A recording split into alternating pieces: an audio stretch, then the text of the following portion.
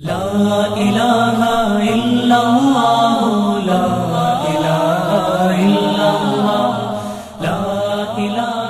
اللہ۔ انسان کے پاس طاقت ہے کہ انسان کھڑے ہو کر نماز پڑھ سکتا ہے،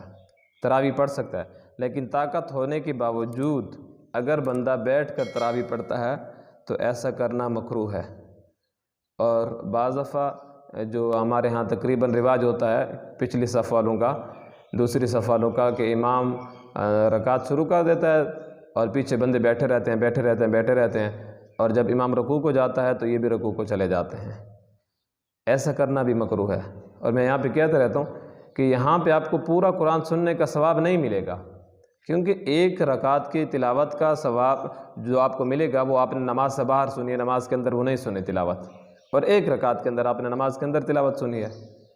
تو یہ آپ کو پورا ختم قرآن کا ثواب تراویح کے اندر کا نہیں ملے گا۔ کیوں؟ ایک پوری رکعت آپ بیٹھے رہتے ہیں اس کی تلاوت آپ باہر سن رہے ہیں۔ اس کی مثال تو ایسے ہے جیسے کہیں پہ لائیو تراویح شروع اور اس کو آپ سن رہے ہوں، یا گھروں کے اندر جو عورتیں سن رہی ہوتی ہیں، کہیں پہ قریب تلاوت کی جا رہی ہوتی ہے تراویح کے اندر، وہ سن رہی ہوتی ہیں، تو یہ تو نماز سے باہر آپ تلاوت سن رہے ہیں، نماز کے اندر نہیں سن رہے، تو وہ ویسے پورا قرآن مجید کا ثواب نہیں ملے گا۔ صلی اللہ علی سیدنا صلی اللہ علی سیدنا